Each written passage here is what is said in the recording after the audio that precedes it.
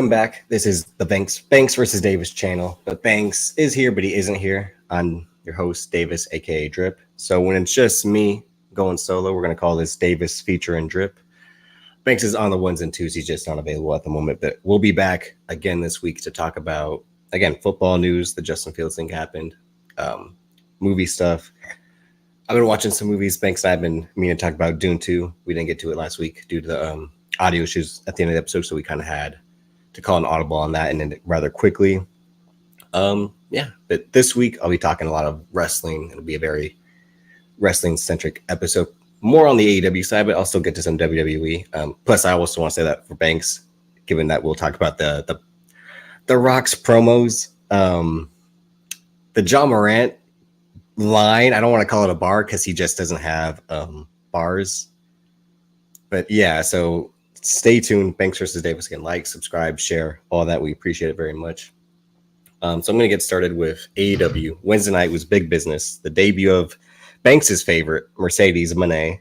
I say that because of his checkered history of her, I should say, just in terms of her using her PTO in the past. But everyone knew this show was built around her debut in Boston, aka Boston.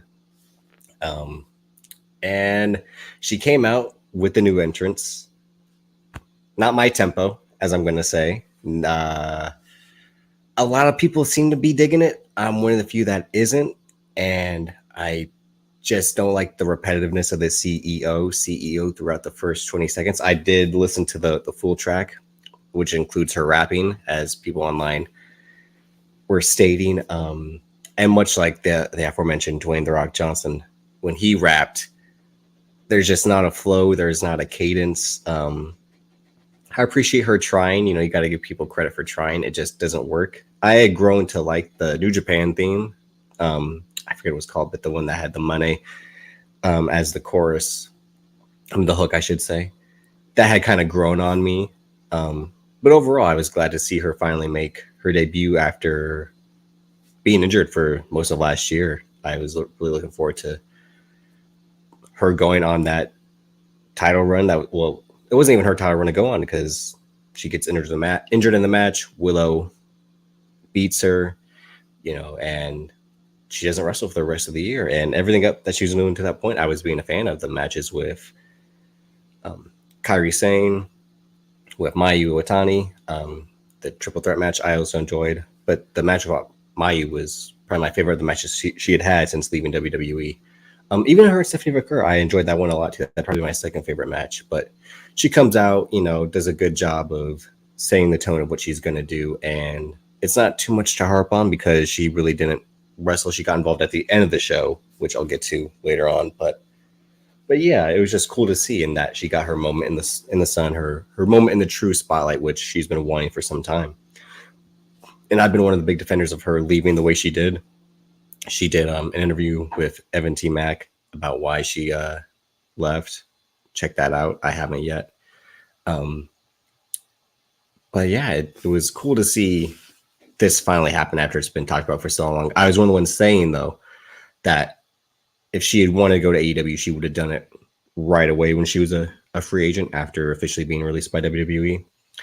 And the fact that she didn't showed me that there was some hesitation in going there. So now that's officially done. I'm glad people can stop whining and crying about it, because that's the other thing. When you hear me talk about wrestling, it's going to be picking on the people who are whining and crying or the people who aren't telling the truth. Because my whole thing is you got to be honest with yourself and be honest with the product you're watching. And that then moves on to the Samoa Joe Wardlow match. If you see me look at my phone, it'll be because I'm looking up the cards as they happen, because I don't want to forget anything. But right before the Samoa Joe Wardlow match, they played this horrible video package trying to sum up Wardlow's story, and they couldn't even do the right thing and shoot Adam Cole from like the medium up. They included his leg brace still in, and as y'all know, I've been a huge detractor of Adam Cole being on TV since he's been injured. It just makes him look like a sore loser because he's coming out there in a wheelchair. He's coming out there on crutches with a boot on his foot and talking all the shit just to do nothing. And that's not how I want to see Adam Cole. Someone did have a good tweet a few weeks ago where they said, the irony that Adam Cole is in AEW as a manager these days. I'm like, yeah, considering that was the rumor, was he was supposed to be a manager on the main roster in WWE had he stayed. So that was kind of like a damn tough break. You know, life works in mysterious ways, and it's working poorly for Adam Cole because he can't catch a break since joining the AEW roster. But he narrates this video package of Wardlow's story, and once again, just like Wardlow made himself look like an idiot a few weeks ago with the promo he cut, but he also made Tony Khan look like an idiot. That pissed me off. But this video package does the same thing. It makes Wardlow look like a loser because he was with MJF, and then he knew MJF was going to betray him, and he's with Undisputed Kingdom, and he has to know they're going to betray him too, because the whole point of every Adam Cole promo with Wardlow is he's saying that Wardlow's going to win the title and then hand it to Adam Cole at the end when Adam Cole's all healthy, ready to go. And we don't even get to that point because they shotgunned this title match to this past week, not even to Dynasty. So that shows you how little they think of Wardlow and Samoa Joe. And these are two guys who have wrestled over and over. And this isn't a pay-per-view quality match because they wrestled on pay-per-view and it was never nothing special. They just don't have chemistry. And unfortunately, Wardlow doesn't have a lot of chemistry with most guy he faces anyway, just because his style is so, and I'm not one of those people who say he has to go to WWE, but his style is just, it works at times in AEW, but not with the likes of Samoa Joe, especially an older Samoa Joe who's limited in the way he can go these days. But there was a great spot in the match where Samoa Joe was going to do his typical dodge, the top rope maneuver, but Wardlow stayed and then, hit like, I think it was the shoulder block. So he had shown like he had learned from their previous matchups, but he chokes at Wardlow to retain the title. And it's like, yeah, this story's already over because what's Undisputed Kingdom going to do now that Wardlow doesn't have this title opportunity? Because you don't give him another one. He already won the ridiculous 8-man scramble, which was a fucking waste of a match on a pay-per-view. I agree with everyone when we could have had Sting's speech be included in the show if that match didn't have to, one, be on the card, but two, go so long the way it did. But yeah, Undisputed Kingdom, it's already a joke because Roderick Strong's a joke in terms of the character he's playing. He's not a joke in the ring. He'll never be a joke in the ring. But the character of the guy who has a cop mustache, these glasses, and just shouts a guy's name to get attention, it's not working for me. I've hated it since it started happening. And Matt Taven and Mike Bennett, they just work in the ring, but on the mic, it's not. So as poorly as you could execute a faction besides House of Torture, it's Undisputed Kingdom in AEW.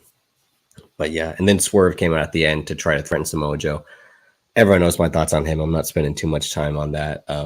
Samoa Joe kicked the bodyguard off the stage. That was pretty funny. But other than that, I'm moving on to the next thing, which was, the Kazuchika Okada Young Bucks segment, which then led to their match. It's kind of cool to see Okada talk English. His English is very well. I'm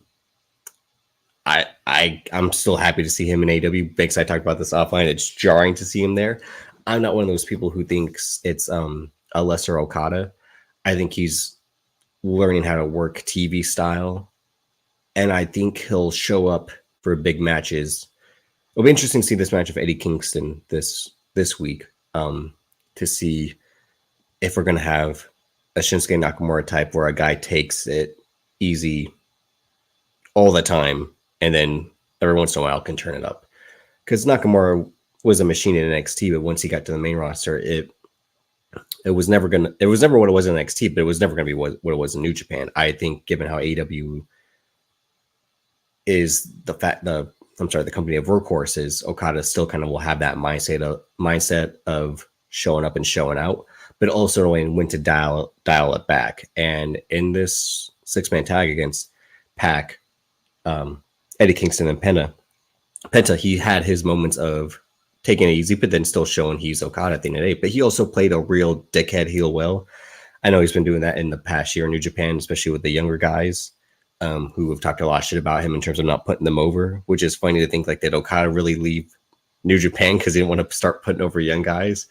But he was good at playing this dickhead heel. The Young Bucks aren't good at this EVP role. I'm not a fan of them doing this. I think their act has started to wear off on me. I enjoyed it early on when, I don't want to say when it was the cool thing, but when it made sense for them to be these indie kings, punk rebels. But now that they are playing into being corporate and still not, it's so that doesn't fit, even though it's true, because it still seems disingenuous. And a lot of times for me in wrestling, I can't buy if someone's a badass when they don't look like a badass or when they can't wrestle like a badass. That's always been my thing a lot of times. And the Young Bucks being,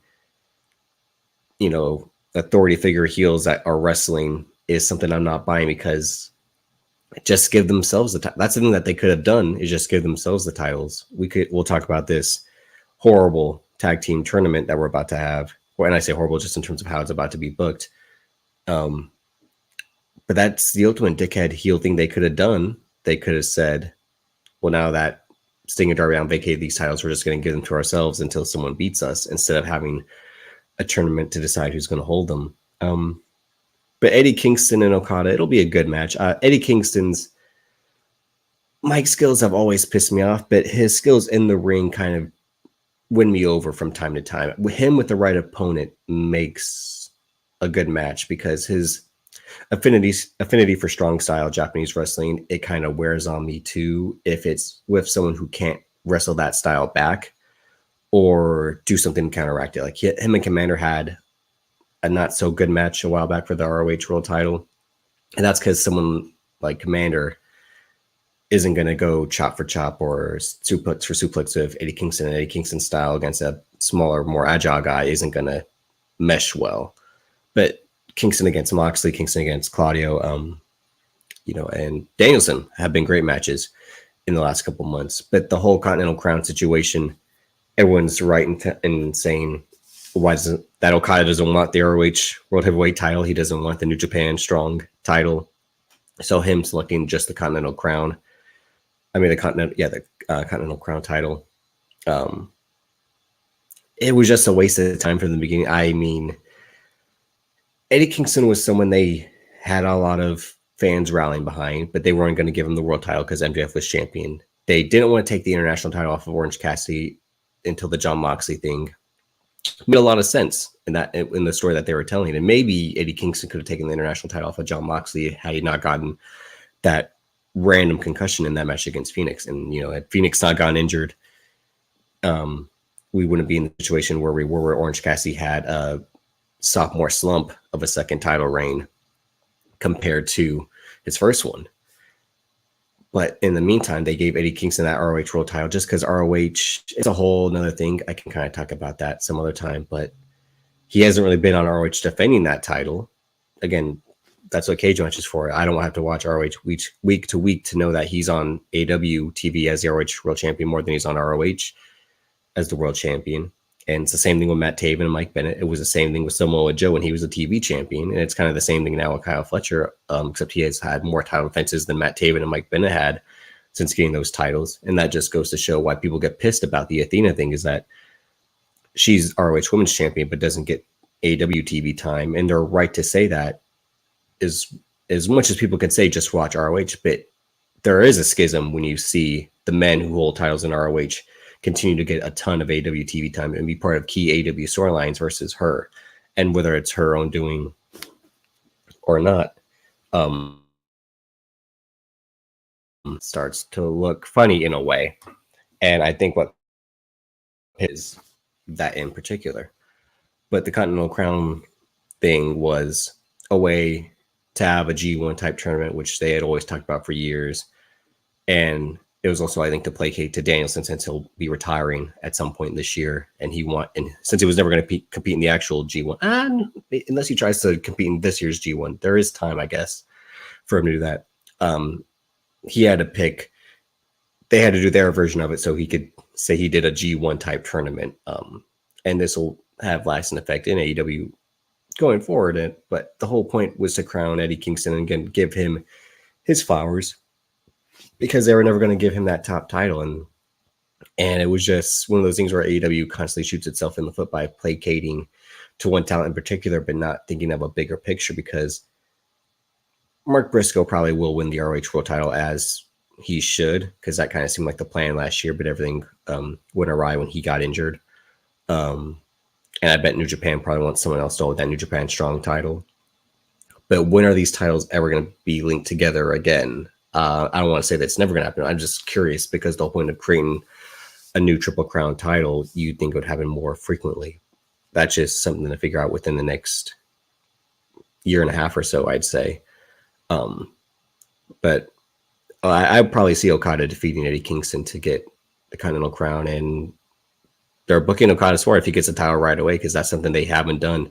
A lot of the top free agents don't get the titles right away once they go to AEW. And it was one of those things where if Tony Khan was saying our guys are going to be better than who we just signed, which was the WWE method, because Adam Cole, I think, should have beat Hangman Page when he showed up, and I think that would have created a whole nother alternate universe we'd be in.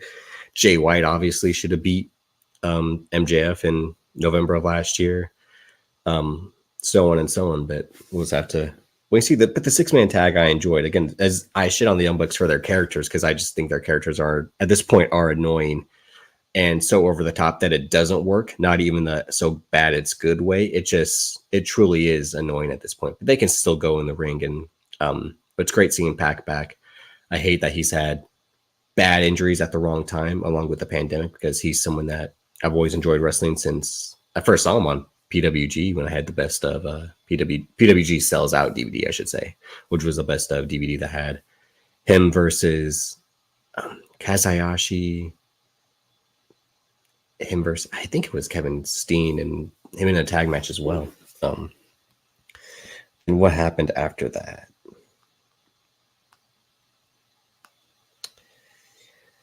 Christian Cage and Adam Copeland. Oh yeah, I'll get to that when Adam Copeland cut his usual boring promo. But Will Ospreay came out. He talked to Tony Schiavone, and Will Ospreay has definitely studied from Conor McGregor. That was going back to the Commonwealth Kingpin when he was in New Japan, but he definitely has this vibes and bravado to carry what he's saying, even if it doesn't have as much substance behind it. Just his energy behind what he's saying makes you believe in it, which is why when he said, "I am the feeling, bruv," it was like, bam, that's a great moment. That's a great promo moment. Even though his promos have kind of been solid, he's great at interacting with the crowd and talking to the crowd. And I think just kind of being honest and real, and him hyping up himself versus Danielson and saying that I've looked up to him because he's a guy who gives it all day in and day out. And it's true. That's why this match is going to be amazing, because they are the two guys who you've never really seen phone it in. And I can't really think of ever seeing him as Daniel Bryan phoning it in, or Will Ospreay even in New Japan phoning it in the 6-man tags, or, the 10-man tags that they have. He might not do all the big moves, but he still does the shit that you come to see for Will Ospreay. I'm so glad that he's in AEW, and he had said why he's in AEW, because his schedule and his lifestyle and the money too was worth it. But I enjoy seeing him on the mic, and he's someone who, is going to be world champion this year, rightfully so. And him and Danielson is going to be another match of contender, which is something that Will Ospreay constantly does. Jay White, Deonna Purrazzo backstage with Tony Storm. Yeah, I'll get to that when the reveal happened, because, again, that was something that pissed me off. But Switchblade Jay White against Darby Allin.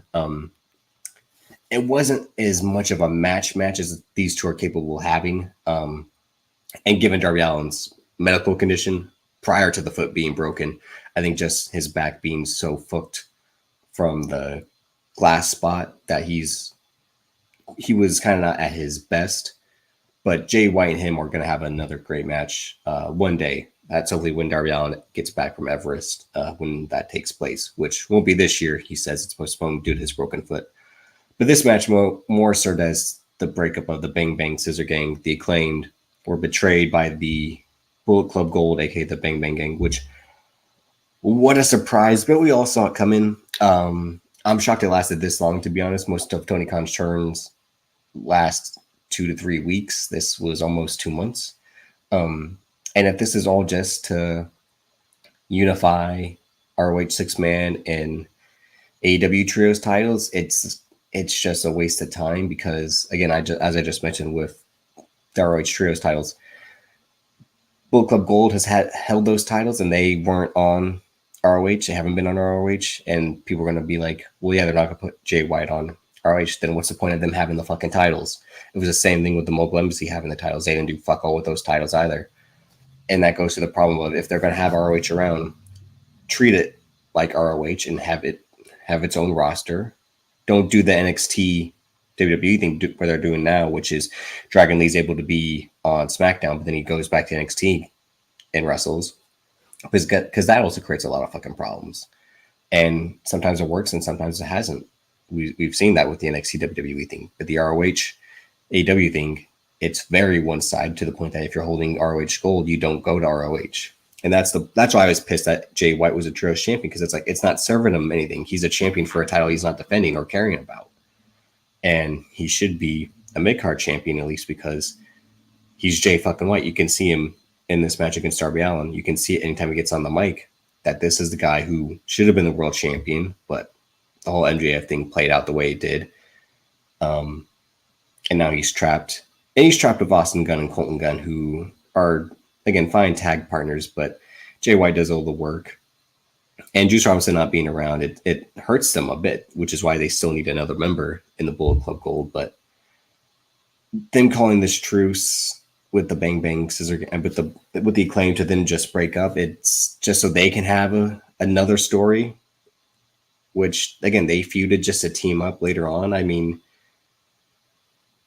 the history of the Guns and the Acclaim, we don't need to have that recycled over and over. It'll be almost 3 years of that, because it was 2022 bleeding into 2023 a little bit, and now we're in 2024. It's like, I get the history of, Billy Gunn and his adopted sons and his real sons, but that Jay White doesn't have to be the casualty of war in that scenario. I hope Darby Allin heals up. I still wish he wasn't going to go climb Mount Everest like a lunatic, but man's got a dream, and that's his dream. People do what they want. I could never climb Mount Everest, and he's already a crazy fucker to begin with in terms of all the stunts he does. But it sucks to get injured like that. Legit break your foot to the point where you can't do that. And I just hope maybe he's probably not going to reconsider it again, because he's Darby Allin. But I was really going to miss him in AEW, because he's probably my second favorite AEW original. And it sucks to see him in this situation. But yeah, crazy. Now I move on to Hook and Chris Jericho. So this match, okay. Khan and Toa Leona are good. Mount Everest. Jeez. I don't know how tall Mount Everest is, to be honest. I really don't study Mount Everest like that. I know it's because I think Kiki and I were talking about this the other day. It is possible to climb it. The movie they made with Jake Gyllenhaal and Josh Brolin was about those people who unfortunately passed away while climbing it. But that was due to the crazy weather that came in. So it's capable to climb if the conditions aren't hectic or chaotic. But again, it's Mount Everest. So snow storms and crazy cold weather are bound to happen. It just comes with it.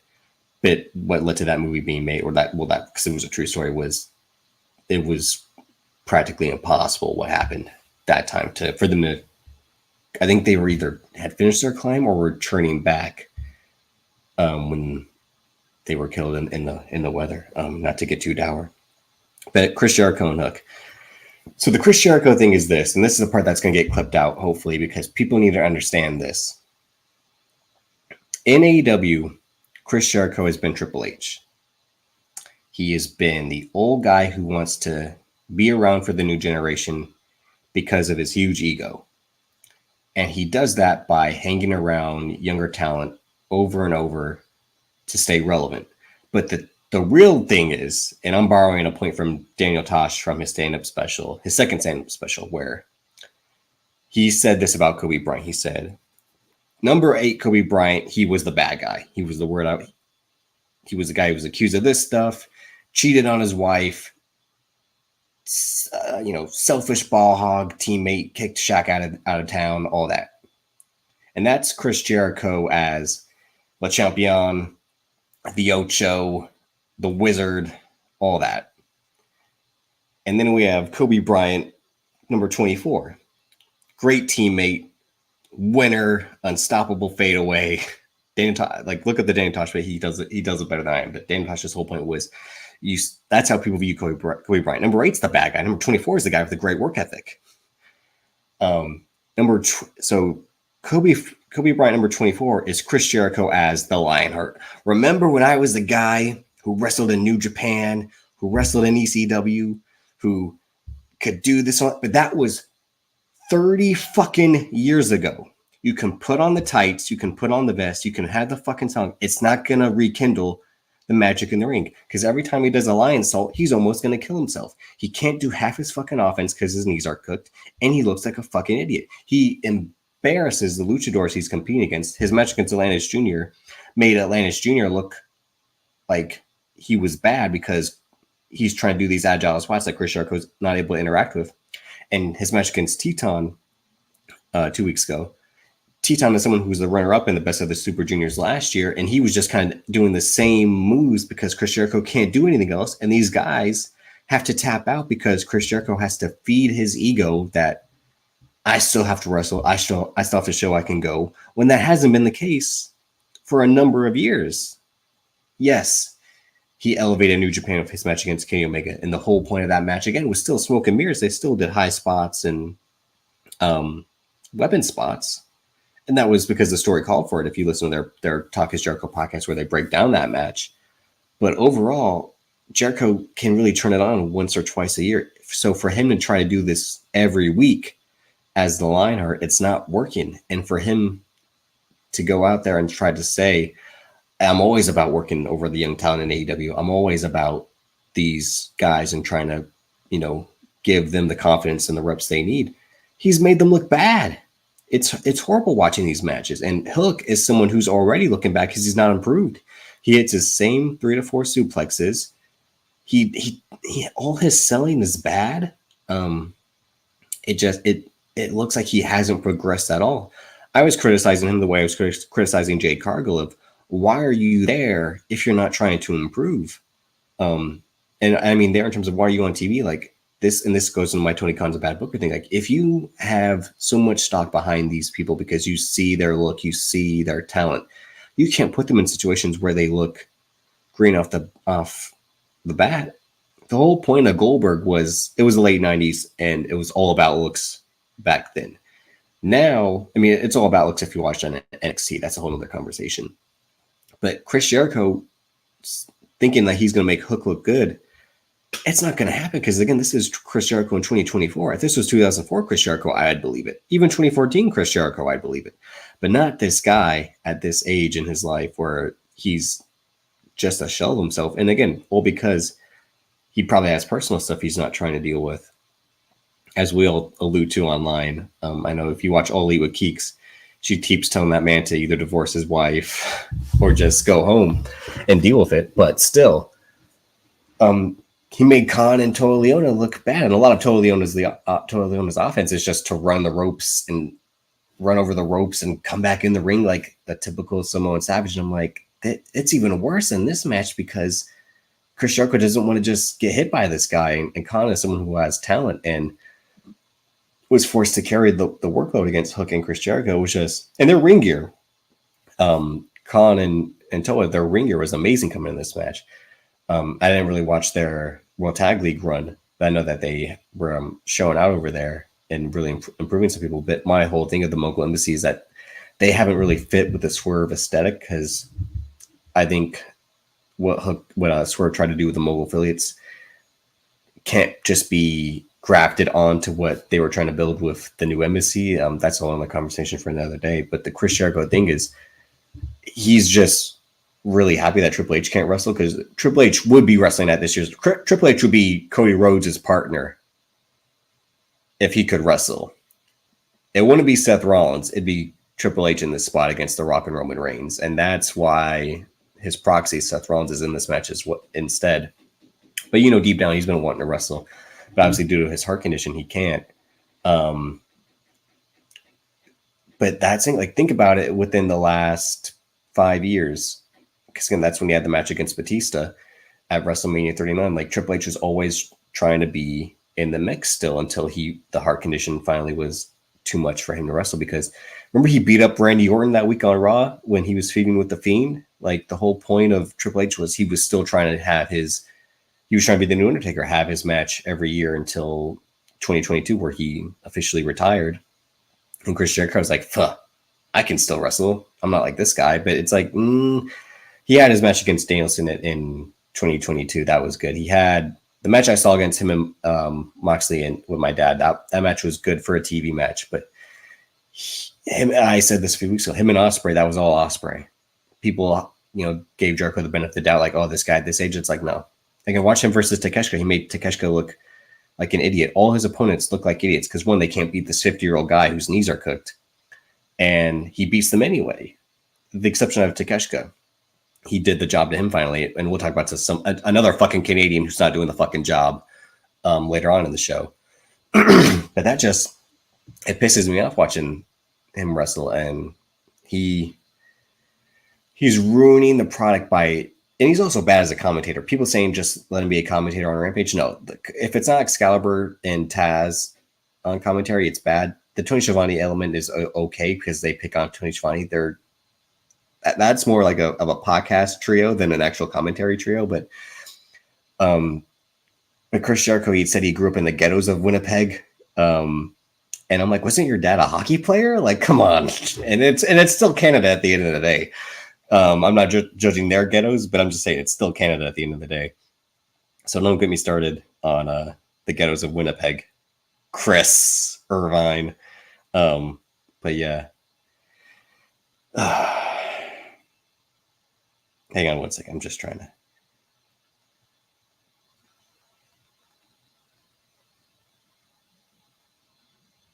I'm pretty sure the ghettos of Winnipeg, it just come with you doing like pine cones and maple syrup at your ops. They probably actually have blades on their hockey sticks on their. Want to cut you, eh? Yeah. What else was it? Yeah, because Chris. Yeah, the Chris. So yeah, the main event: Willow Nightingale versus Rhea. These are two of my favorite women in AEW. I always like seeing Rhea wrestle because she's just so small. It's insane. But she's capable of wrestling, and Willow's one of the best women's wrestlers one of the best wrestlers. I just don't want to say women's, but she's one of the best wrestlers AEW has. And it was pure power versus speed. And David versus Goliath, and Riho got it done. Definitely a fun match. And it's, like I said, it's just always funny to see Riho. She's been one of my first, my first time seeing her was when she got to AEW, when the company started. I'm like, this woman, look at her. Like, but watching her, throw her, again, the Darby Allin of the women's division is Riho. So she uses her body as a weapon, and she was given Willow fits with, just her elusiveness and all that. But also at the same time, Willow pounced her almost out of the ring. But Willow won. Riho won. No, I was right. Yeah, that's what I'm saying. Sorry. Willow won because it led to Mercedes Moné coming out because she alluded to that she had unfinished business with Willow. And if that's her first match, it makes a lot of sense given how she got injured against Willow. She wants to right that wrong because that injury sidelined her for the rest of 2023. And she debuted, her kind of ring attire. I don't know if she'll be wearing that as her ring attire, but she came out with a different outfit than what she was wearing earlier tonight, I should say. And yeah, she hit Julia Hart. Was it Julia Hart? Because I'm trying to find it now. Yeah, she hit that shitty move she has, the Money Maker.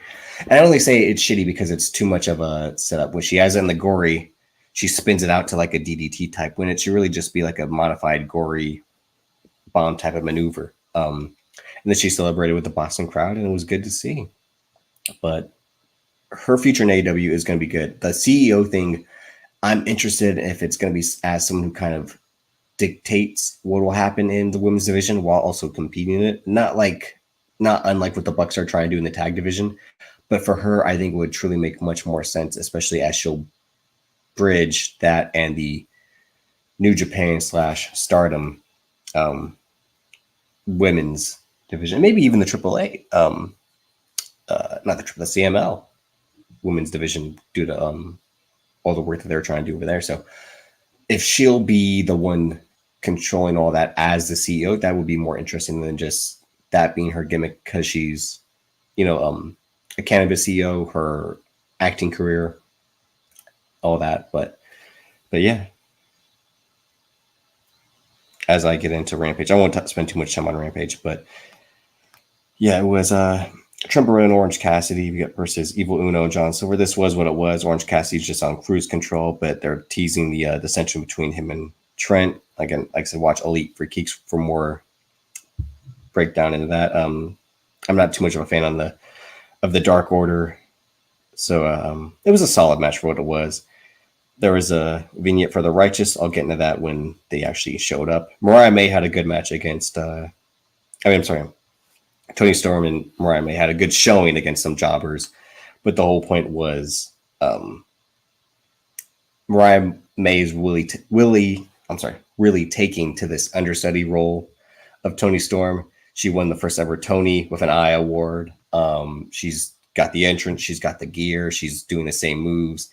And it'll be funny if she kind of takes the understudy role to a new level in a matter of weeks and start doing the timeless bit of Tony Storm and just kind of fully usurp that role from Tony Storm, role being pun intended. Like, it'd be cool to see if she just fully takes her life and takes Luther the Butler, who, was distant and cold to Mariah May at first, but maybe he finally warms up to her and tends to show more favoritism towards her. I think that's where it's going, but I also hope where it's going, because AEW tends to not go where the most obvious things go. Sometimes is basic as they will be. There, it's like, there you had it right there and you still veered off the path. But Deonna Purrazzo came out because they attacked her on Wednesday, is what I forgot to say, and chose her to pick a tag partner for them to face, and she picked Thunder Rosa. And this is where my issue gets in, because Thunder Rosa, she beat Tony Storm to retain the AEW Women's title at Forbidden Door in 2022. And she was basically holding the belt hostage. An interim title was created. Tony Storm won that interim title, and then she finally dropped it to Jamie Hayter. And then right after Jamie Hayter won the title, Thunder Rosa officially dropped the title. Therefore, Jamie Hayter was not the interim champion anymore. She was the official AEW Women's Champion. And then they tried to do the whole thing where they said Tony Storm's reign was an actual reign, but that's not really how it works, because Thunder Rosa didn't vacate the title at the time. This is Tony Khan being the people pleaser that he is. So is Thunder Rosa coming into this feud to finally put Tony Storm over, as she should? Because, yeah, Tony Storm might have said Thunder Rosa needs to vacate this title before she did, pissing Thunder Rosa off back in 2022, but she was right in saying that, because Thunder Rosa, if she knew she wasn't coming back, she should have just vacated the title like CM Punk did in the same year, basically a month and a half apart. And he came back quicker, and Thunder Rosa didn't. And let's not forget, they hyped up Thunder Rosa for the start of Collision. She didn't wrestle pretty much to the end of the year. And granted, her back injury might have been that serious at the time still, but she plays these weighed out games worse than other wrestlers have been doing. And I've never been a fan of Thunder Rosa, but that stuff really turned me off from her in general because of the power play dynamic she was trying to do. When it's just like, don't be selfish when the women's division needs an anchor. At the time, Tony Storm was going to be that anchor, like Thunder Rosa was trying to be, because she had taken the title for Britt Baker, who was the opposite of an anchor. They were continuing to sail freely because Britt Baker was having to go from opponent to opponent to see what was working and what wasn't. And now it's going to be Thunder Rosa versus Tony Storm at Dynasty is what it looks like, which makes sense because you don't want to do Mercedes Moné versus Tony Storm right away. Unless the plan also is maybe to do Mercedes Moné versus Julia Hart for the TBS title. That would make much more sense because we need a new TBS champion more than we need a new AEW Women's World Champion. In that case, we'll wait and see. But that tag match will be decent. I mean, all four women are capable of working. Again, I might not like Thunder Rosa, but she is good in the ring. Then we had Takeshita versus Commander. This was a great TV match. Takeshita style again versus Commander. Again, they were able to mix very well Takeshita's power versus Commander's high flying, but they both have speed and agility to match. And that Commander springboard into the Canadian Destroyer is still insane, but Takeshita is just a bigger guy again. And Commander's one of the smallest guys in AEW too, height and weight wise. So this was some real discrepancies along these two. But this was just a good TV match to have because then the main event was Roderick Strong, Mike Bennett, Matt Taven versus Top Flight in Action Andretti. And this was a solid trios match. Nothing really special. I like all six of these guys as wrestlers. I'll get to the tag team bracket as we wrap up the collision part of the show. But yeah, Rampage is a solid wrestling show. That's what it is at this point. Rampage should be the point where it's not storyline centric because they have been trying to build that stupid Angelo Parker, Ruby Soho, Saraya and her brother storyline. Rampage really just needs to be the bridge between you tease something on Dynamite and then there's a match on Rampage. My whole philosophy is you don't have multiple people. You don't have people wrestle on multiple shows. We don't need to have someone who's wrestling on Dynamite then wrestle again on Rampage. Rampage you have to spread out your talent and use them correctly. You have to give them the proper shine. And Rampage should be the show where this is what I've said in the past, where you give someone a win on Rampage. So when they take an L on Collision, at least they had a win to make it look like they are competitive. I'll talk about that when we get into the Collision show, specifically the main event. But that's how Rampage should be booked. Not a show where people can just pick up easy, cheap wins. I mean, as a show that people can pick up easy, cheap wins, not just to do nonsense because it's post Dynamite and you want some crowd home happy. Like, no, make it have actual stakes. Like what they are trying to do with Dark Elevation and Dark, you don't have to have them face jobbers, but there's a point to having Kip Sabian on the card. Like Brian Keith could have beaten Kip Sabian on Rampage, and then his loss against Kyle O'Reilly would have not made more sense, but it would have looked much more competitive compared to, we know Brian Keith loses because that's all Brian Keith does is just lose every time he's on AEW TV. But if at least you gave him a win on Rampage, it looks like he's competitive going in because you can show him having a win on video versus him, a promo hyping up him wanting the win. There has to be some give and go instead of just putting people out there like, oh, this is not going to be competitive at all, or we already know who's going to win the brains on the wall. Collision started with Danielson versus Shibata. The last half of this match was better than the first half. And yes, this was the match about two guys whose careers is over. Shibata more than Danielson, because it almost seemed like Shibata's life was over when he had that headbutt against Okada. Sakura Genesis in 2017. Legendary match that almost ended a man's career / life. And Danielson, we always knew he was going to wrestle. It was just WWE was really putting those restrictions on him because, again, he, like the Miz had said, if you want to leave, go and leave. Because if you want to wrestle that bad, just go and leave. And he ended up doing so. But he's still stuck around 4 extra years before leaving. But again, they were doing chain wrestling and grappling at first. But the match for me picked up when they were trading strikes. That slap exchange they had in the last 5 minutes was amazing.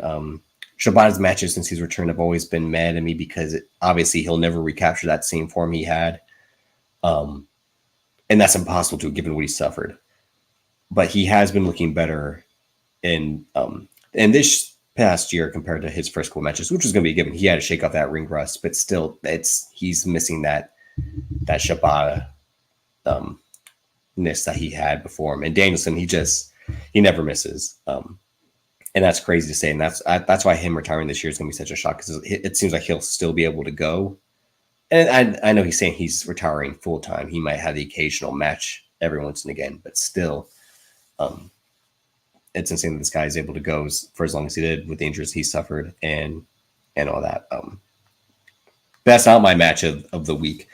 My match of the week will be an obvious one. Julia Hart versus Trish Adora for the TBS title. This was an open house match. Again, the open house part of the House of Black. I'll say more of my House of Black opinions, but the open house rules are stupid as fuck.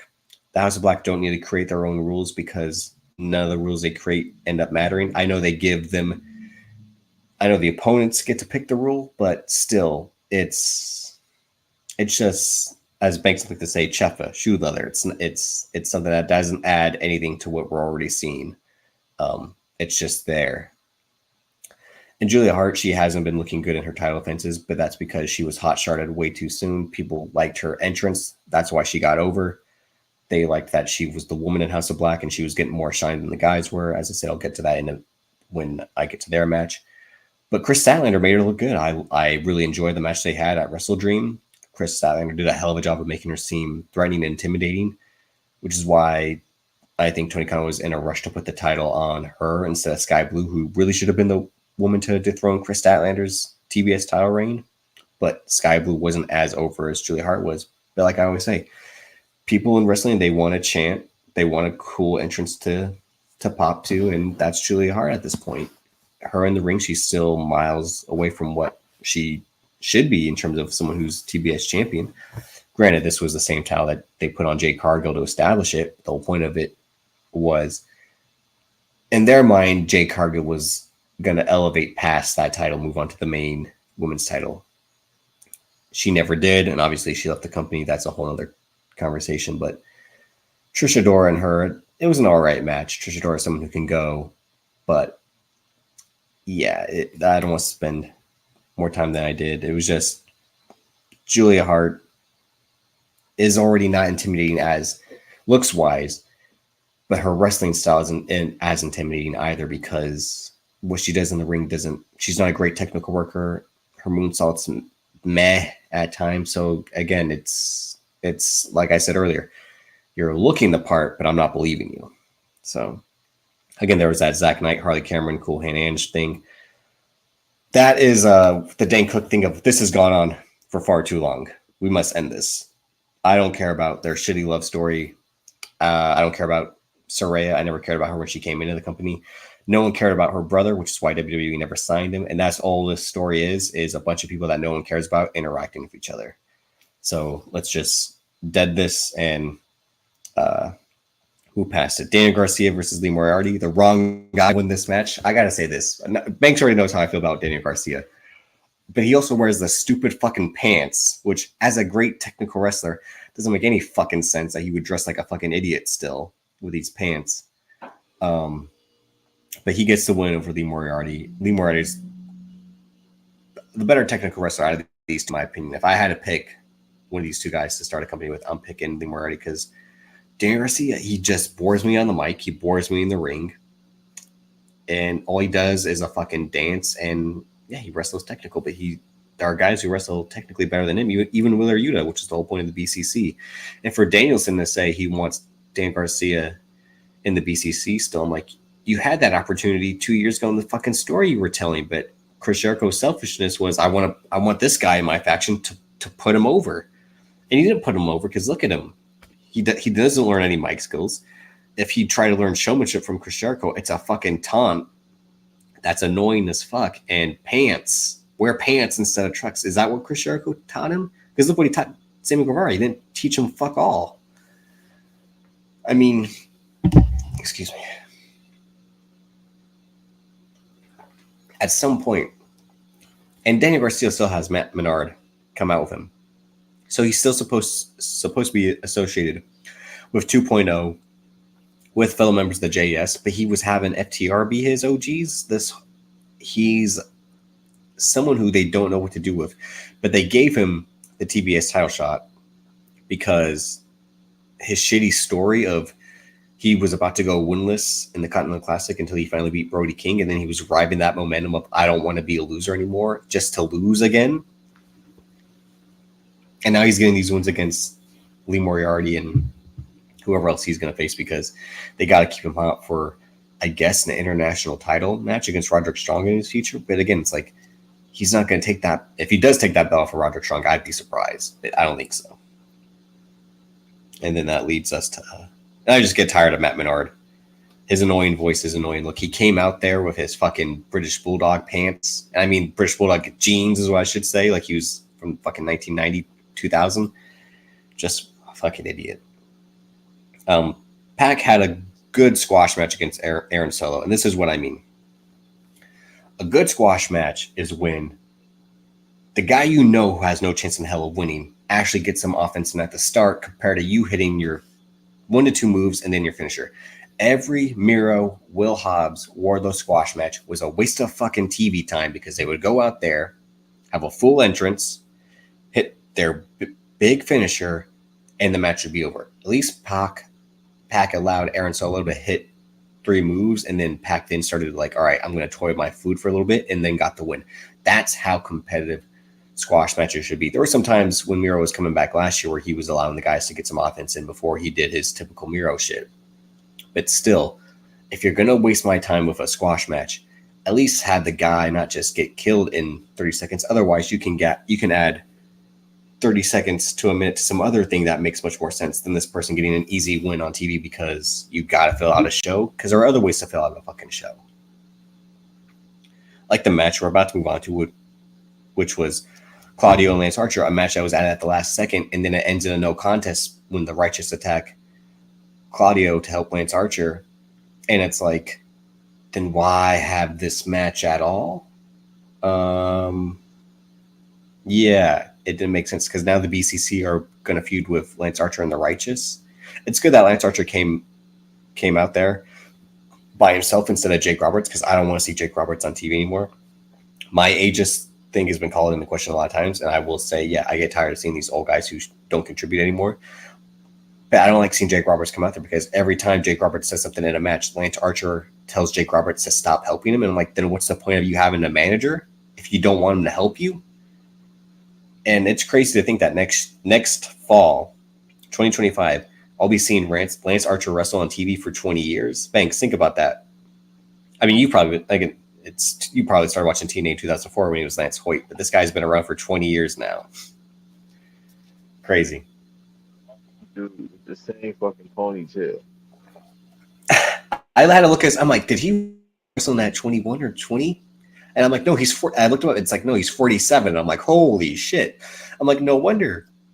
He's like, I asked, my schedule's available to wrestle. They just don't pick me for dates. I'm like, because you're 47. Right. You're an ARP member. You can't be up here doing hot spots like you used to do. I mean, he's still capable of wrestling. I'll give him credit for that. He's still capable of having good matches. But I'm like, damn, I saw him on that second ever TNA on Spike in the fall of 2005, and now we're about to be 2025 in a year. Crazy. I thought he was the draw too. Like, you got a 6'8" a white dude with a ponytail that could do front flips, and he wear fucking Night at the Roxbury ass outfits. Yeah. I know you were a rock and rave infection mark though, so. Yeah, bro, he got the chaps, but he got the ass on it. Pause. No. He doesn't have those ones anymore. He just has the different type of chaps. But this was a big man, hard hitting match. The two powerhouses, the 2 of 10 powerhouses at AEW. No offense to Will Hobbs, because he's the true powerhouse in AEW. Hosses, I should say. Hoss, as Jim Ross would call him. He's a Hoss, damn it. Are Claudio and Lance Archer. But yeah, the Righteous, who I just get annoyed by. I get annoyed by their look, their fucking song, all that bullshit. They are a good fit with Lance Archer. I'll give them that. And then Claudio gets beaten up, and only Davison comes out to save him because John Moxley's not around because he was off competing in a grappling tournament, and Wheeler Yuta's still injured. But someone was right to say this, because I think I saw Cody Drake respond to this, which was the BCC aren't in the tag title tournament and FTR is, but the BCC beat FTR at Revolution. So what was the fucking point of that? And then what's the point of the fucking rankings then? If I get into that, that's a whole nother conversation. But yeah, Claudio and Lance Archer, to quote Al Pacino and he, don't waste my motherfucking time, because AEW really doesn't have fuck finishes like that where there's DQs and no contests. In terms of like people interfering to cost the match. I'm like, if I want to see that, I'll go watch Raw or SmackDown or NXT, because that shit happens all the time. But yeah, it doesn't really happen in. Shibata came out to help. As I'm looking up this review, that is correct. Shibata came out with Danielson to help save Claudio, which would make sense. Shibata as an honorary BCC member, that is smart booking right there. But we had Kyle O'Reilly versus Brian Keith, and this made me happy and sad at the same time, because on one hand, Kyle O'Reilly wrestled really well. At the same time, his right arm looked considerably smaller than his left due to that neck strain. Well, neck injury, but I think it strained the muscle on the right side of his arm to lose its muscle and strength. That happened to the Redacted Wolverine. It happened to Kurt Angle in his TNA years, where their neck is so pinched that they don't have the ability to do arm exercises as much as they used to. So seeing that made me sad. Like, a guy who I've kind of seen wrestle most of the past 12 years is in a shape like this. It's not too discerning, because like I said, he could still wrestle like Kyle O'Reilly. They had a great match. This was my favorite match of the week. And Brian Keith showed out too. They went strike for strike. When Brian Keith hit the double knee strike on Kyle O'Reilly, that was phenomenal. And like I said, he did a great job of doing technical style with Kyle O'Reilly, and I've enjoyed Kyle O'Reilly doing his MMA-based wrestling for years and years. And it was good to see him come back. And then the Undisputed Kingdom came out. They lifted him on his shoulders. It was great to see that this guy had this comeback moment after a year and a half of being on the shelf in his home country of Canada, not his home province, as they say, his province, him being from Vancouver. They were in Ottawa that night.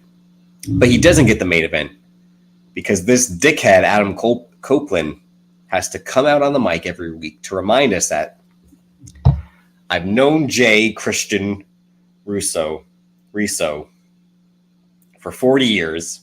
My career was almost over 15 years ago. And then this and that, the same fucking bullshit. And he comes out there and shows off the weapon that the camera did a bad job of exposing last week, because he came out there, interrupted the Nick Wayne post-match celebration that the Patriarchy were having, because he attacked Christian in the crowd, and then he pulled something out of the ring, and then he lifted it up, and Christian could see it, and then the announcers were like, "What is it? What's in the case?" But there's a camera that's showing Edge's, his shot. All they have to do is just pan down, but they have to treat us like idiots and act like we can't think that way. So Edge can have this big reveal like he's fucking Mick Foley in the 2000s of like, look what I created. It's a weapon of mass destruction. And he has to shout out Mick Foley for doing the same thing. So I'm like, oh, you're so unoriginal. You got to do this now. So let me tell you this. Ever since he came back, ever since I was on BRP, I would always say I didn't like seeing Edge. I didn't like seeing Adam Copeland around, because he didn't come back to do what he said on his, and I've said this with Banks in the last summer weeks, every time we've talked about Edge, and Banks is a Christian over Edge guy. Keeks is a Christian over Edge person. I was always kind of split in the middle. I always probably preferred Christian due to the TNA run. But it's not like I thought Edge was like Matt Hardy or Jeff Hardy or something like that. I thought they were much more even keeled than the Hardy brothers were. But when Edge on his podcast said that he wishes he was around to work with this young talent, et cetera, he wants to come back and be Triple H, because much like Chris Jericho, he was a guy that Triple H felt threatened by or shunned to the side so Triple H can still have that shine in the mid to late 2000s, even the early 2000s when you consider Jericho. So his idea was to come back from injury, and again, he beats Randy Orton. Yeah, he puts over Randy Orton again, but he gets his win back, so he wins that series. He beat Finn Balor every single time they had a match, except that I Quit match, but he beat him 4-1. 2 different tag matches. The Hell in a Cell match in which he fucked up his head when he threw the ladder at him. He beat Seth Rollins 2-1 in their series. He jobbed out to Roman Reigns in their one-on-one match, but yeah, he lost the Mania match. But Edge didn't put over Sheamus. He didn't put over Grayson Waller. And now he's in AEW doing the same thing. He's won all but one match in terms of an actual win or loss, because he loses to Christian, and then he beats Christian, and then he drops the title due to the bullshit contract / Money in the Bank thing that they tried to do with Kill Switch that night. That was a waste of time. And then, like I said a few weeks ago, him and Daniel Garcia are having a match where the winner gets to face Christian for the TNT title. And because Adam Copeland can't take a loss, because like he's Hulk Hogan in the fucking early 90s, he can't take a loss. They do the no contest. Daniel Garcia gets the title shot because Adam Copeland's not clear to compete then going forward. But now he's somehow clear to compete, and it's an I fucking quit match. And I'm already pissed off because the Doc Samson in AEW is already a fucking crock, because they have to do Orange Cassidy has to be cleared by him week after week during those last few weeks of his international title reign. But he can't spot a fucking concussion in a real match to save his fucking life. I knew Jon Moxley was concussed in that match because the guy got out the ring and was stumbling and bumbling. But this guy who's a fucking doctor can't see that. And yet we have to trust his expertise of Orange Cassidy's clear tonight. I told him he has to tape up to be cleared. But yet Darby Allin is in the worst shape someone's back could be in with sutures, they're saying. And you're not going to, and just because he wrapped it, he's clear to compete. You can't do medical shit with a real doctor on AEW because it makes it seem like malpractice, okay?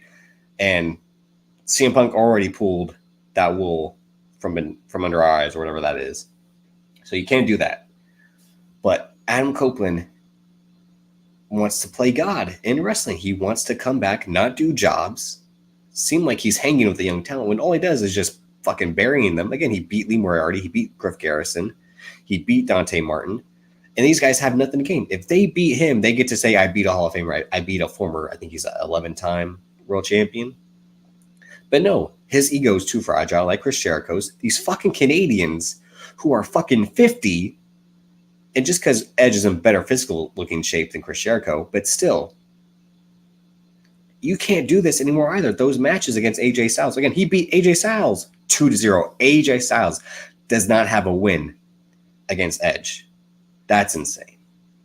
And this guy's ego is, I'm not doing jobs. That's his character, is the guy who doesn't do jobs. He did a job to Christian. That's it. 1.5 times. You can't count that second title match in the same night as a job, because all he did was part of an angle.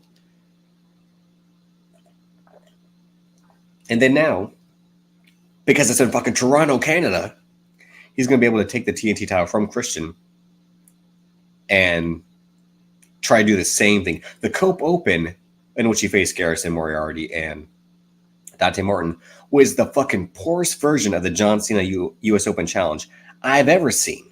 Because that was what John Cena was doing a fucking decade ago almost. And sure, he wasn't putting guys over except Kevin Owens that night at Elimination Chamber. But the whole point was, I'm defending these titles against guys who don't get title shots.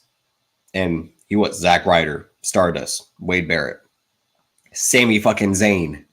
And Edge's thing is, I'm going to face the guys that no one's expecting to beat me. And this is where Tony Khan is a bad booker thing always comes into play, and a bad manager of talent. If you're allowing your talent to run roughshod. So that was, I skipped over it because this is going to be my biggest point, and this will end the show after this. Because the real main event was the House of Black versus the Infantry. So the Infantry came out last week. Carly Bravo and Sean Dean and they had a back and forth with FTR, and FTR try to, big time them, blah, blah, blah. And infantry will basically like, you'll see us when you'll see us type shit. It was good. It was solid. I haven't been watching ROH that much, so I haven't seen the legwork that the infantry has been doing to get to this point. But shout for them for being actual U.S. vets, U.S. military vets. But they come out and they get decimated by House of Black to an embarrassing degree and end up winning the match because Mark Briscoe throws a chair at Buddy Murphy's head, and then they cover Buddy Murphy, and like that, it's over. All it takes is one fucking chair shot to the head after the infantry got 0 offense in. And that makes 2 things. One, House of Black look like complete idiots. They look like the putties from Power Rangers. Like, they have no fucking strength. They have no fucking... They don't even have intimidation at this point. I know everyone loves Brody King and they shit on Buddy Matthews and they shit on Malachi Black because they'd rather be in WWE where their women are. Sure, who wouldn't want to be where their woman is? All right? But they've also been fucked over with their chances numerous times. They were the trios champions and were treated secondary. They should have been tag champions at some point. And who knows, Malachi Black with his back injury, whether that was real or not. And it seemed like they were trying to pull some strings. Buddy Matthews seemed like he had that one injury for a little bit, but maybe it was a wrong call. They've been their chances on TV have been up and down a lot in the last year and a half, whether that's their own doing or Tony Khan's bad booking. But every time they come back and you think that they're going to be this unstoppable, again, emo, goth, satanic cult death faction, they get water poured on them. They beat Mark Briscoe, Jeff Jarrett, and Jay Lethal. Big fucking whoop. They're supposed to, like, in an Atlanta street fight, big whoop. They lost to FTR and Dan Garcia 2 fucking times. And that was embarrassing. And then they lose in the match in which FTR can't do the proper job, which is why they had to create the escape the cage elimination style, because it originally was supposed to be an elimination match, and then they changed it to a cage, and then they created the thing at the end where, like, well, actually, it was just so convoluted. It's like, can't someone just lose, but neither team wants to lose? So it's like, then why are you having this feud? Why are you having this match? And you're dealing it on the FTR side with Dan Garcia because they want to rebuild Dan Garcia into a winner. And FTR's whole thing is they don't want to lose in general unless they call when they lose. And House of Black needs wins because they know they need wins because, like, we've been treated like idiots. And this was the worst example of that. It's like they run roughshod for 10 minutes. They fucking pile drive. I can't remember if it was Sean Dean or Carly Bravo onto the announce table. But they kicked both their asses up and down, and then the infantry get the easy win. And I'm like, now that makes the infantry look bad because they're going to go and face FTR in a competitive match next week because FTR has to have a competitive match against the infantry to show that they can carry any tag team, because that's what it's going to be. It's going to be a 15 to 20-minute FTR showcase of, look at us carry these guys. God damn it, ain't we the best fucking tag team in wrestling? Hell yeah. And so that makes House of Black look like even bigger idiots because they couldn't beat the infantry even with the interference. But FTR then looks bad too because the guys who couldn't beat the House of Black without help are able to have a competitive match against them. It's ass backwards booking. That's not how you do it. And I know everyone who's smart is thinking the same thing because you're right to think this way. Like, how can I beat so-and-so if I couldn't beat this team? And that's why, and FTR again is going to damage our own ego without knowing it, because it's like, well, you have to have a competitive match where FT fucking are. It's like, but they didn't want, but obviously they couldn't face House of Black because now they'd have to do the job, and that's not, you tell FTR, like I said, to do a job. They're like, no. But then the way their bracket shakes out is that they have to face the winner of Big Bill and Ricky Starks versus Top Flight, which means FTR will probably get their win back against Big Bill and Ricky Starks because they called that, let's put these guys overnight because we might be injured. We might be injured, FTR was trying to say. And even though they continue to wrestle 2 weeks after dropping those titles, much like Miro said he was injured but continued to wrestle after saying when the alleged injury took place. And then on the other side of the bracket, it's the Young Bucks against Private Party. The Private Party should win, but they're not going to, because the whole point the bracket's built for FTR versus the Young Bucks in the finals, the way it shakes out. And that's where I said, like, we're back where we were in October when Young Bucks are number one contenders. They had just lost to FTR at Wembley. They were head in full gear where it seemed like the Young Bucks were kind of finally going to get that final deciding win against FTR in LA. And instead, FTR does the Cash might be hurt.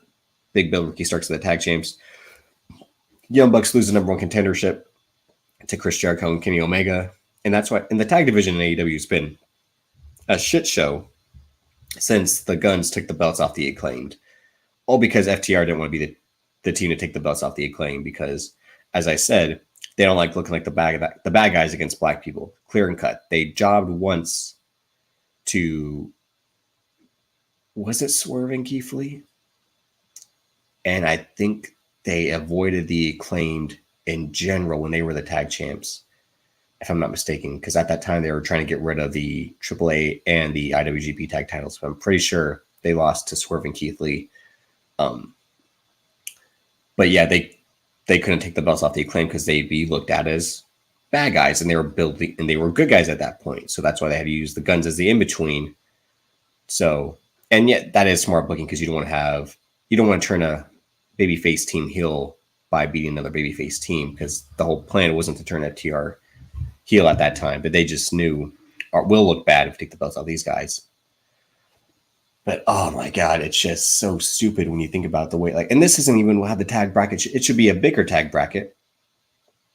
And it really should be and the final should really be Private Party versus Top Flight. It should really be gearing towards the future of the tag division, what is, because that we need that at this point. We need the fresh blood that AEW's been talking about for years and years at this point. We don't need another FTR. We don't need another Young Bucks title reign. If that's what it's going to be, then you're contradicting yourself like Cody Rhodes is doing.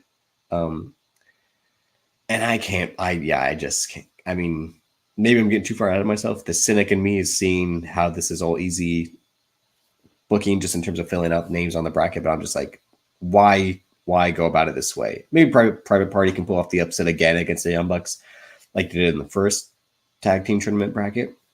That would be a good callback.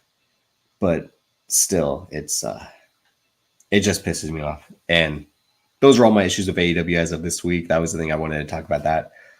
Banks and I will be back on the show together. Probably talk about more of the Rock stuff with WWE. And yeah, but my plan to kind of go is to kind of go solo once a week, talk about wrestling specific, and then Banks and I will always be back, or even TV movie specific too, because I watched all the Gentlemen this past weekend while I was sick. I'm still kind of sick. I'm almost fully recovered. But yeah, plan is to try to give you a regular Banks versus Davis, and then Banks still plans to give you part of the Banks whenever he has his random thoughts, and I plan to give you what I'm calling Davis feature and drip is what I'll call these solo episodes. But yeah, Banks and I will be back. We'll talk about a whole bunch of stuff. We really didn't talk about the Mike Tyson Jake Paul thing on camera. We talked about it offline. To me, that's just, at this point, shouldn't he just fight Francis Ngannou instead of Jake Paul? I think that'd be much more of a competitive fight for Mike Tyson. Justin Fields got traded, so we'll be talking about that like we've been talking about online. The things we talk about offline to ourselves are things we talk about online with y'all because we just want to kind of clue y'all into the stuff that we find funny. And also, we just enjoy talking about them online. But Banks is out, being a ladies' man this past weekend, so that's why he wasn't That's why we're going to have the typical Banks versus Davis show, but we will be back. Stay subscribed. If you're new, thank you for joining. Make sure you like, share, comment. We appreciate comments, good or bad. It's funny when we see Banks, I think, interacts with the comments more than I do, but we don't care if you have bad comments or not.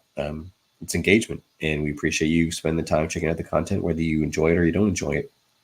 On that note, see y'all next time. Peace.